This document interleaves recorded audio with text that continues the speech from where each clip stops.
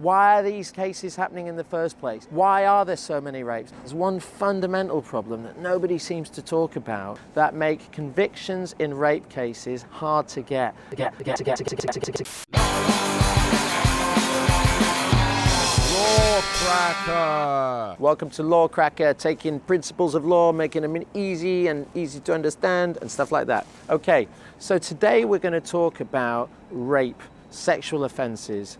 There have never been more sexual offences cases in courts than there are now. 40% of the cases that are going through Crown courts at the moment are sexual offences. A similar amount of police detective resources are going into the investigation of sexual offences. Have we all become sex maniacs, or is this something that's been going on throughout?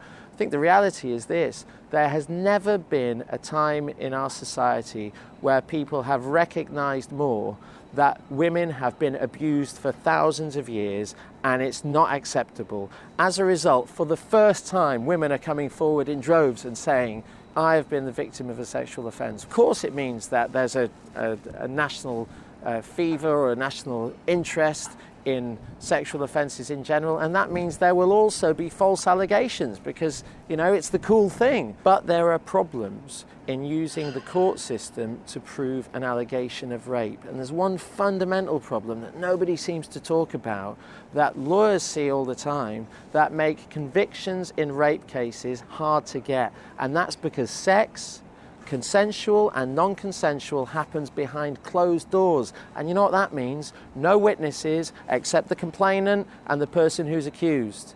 So you've got that person and that person. That person says he did it. That person says, no, I didn't. And even if the complainant, the victim, whatever, is 70 or 80% persuasive on the jury, that will never be enough in a criminal case to persuade them that that person is guilty. And that's because we've got a rule in our society that says not just innocent until proven guilty, but guilty beyond reasonable doubt. And beyond reasonable doubt doesn't mean 70, 80%. It means 99.9%, as judges used to say, or satisfied so you are sure, as judges say now. And that basically means, unless you have really good corroborative evidence, and that might mean injuries or something like that, and in cases where there are injuries, the defendant will get convicted. But unless there are injuries or a corroboration from a third party, an independent witness, which is tremendously unlikely in those types of cases, it will always be very difficult to get convictions. Now, if that's the case, and the court process is failing victims in that way, because in order to make sure that innocent people don't go to prison, even if they're in the minority, that means guilty people have to go free, which is what our society says, because we're so revolted by the idea of an innocent person going to prison. You know, that means that the justice system will always have this problem with proving rape cases. What's the alternative?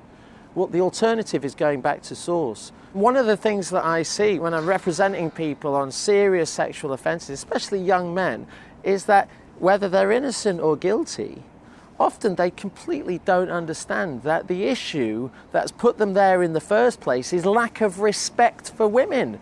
Even when it's a one-night stand case, actually, and it's a false allegation and there's complicated emotions going on afterwards, the reason that the young man is there is not because they did something that it couldn't have been predicted that they would have ended up in that situation in a criminal trial, but because they were disrespectful to the woman in the first place, and that led to all kinds of complicated stuff afterwards.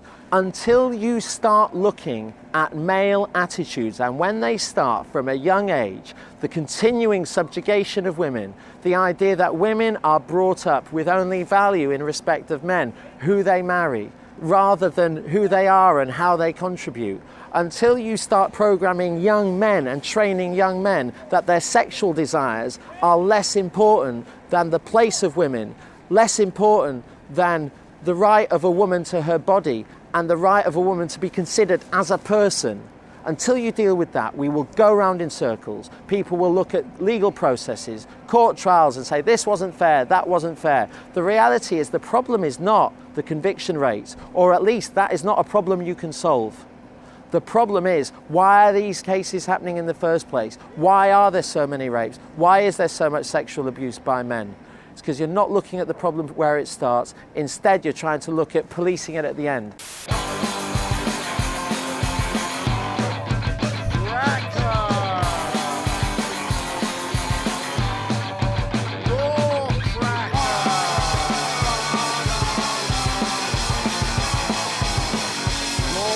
Lawcracker.